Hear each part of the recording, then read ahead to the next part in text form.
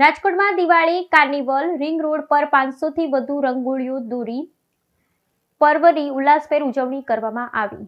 દિવાળીના શુભ પર્વની ભવ્ય ઉજવણીના ભાગરૂપે રાજકોટમાં રિંગ રોડ ખાતે એક અદ્ભુત આયોજન કરવામાં આવ્યું હતું।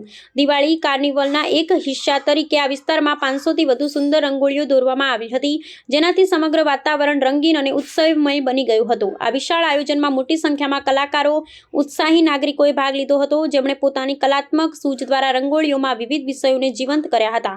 આ કાર્નિવલનું આયોજન શહેરના નાગરિકોમાં દિવાળીના ઉમંગ અને કલા પ્રત્યેના પ્રેમને પ્રોત્સાહન આપવાના હેતુથી કરવામાં આવ્યું હતું।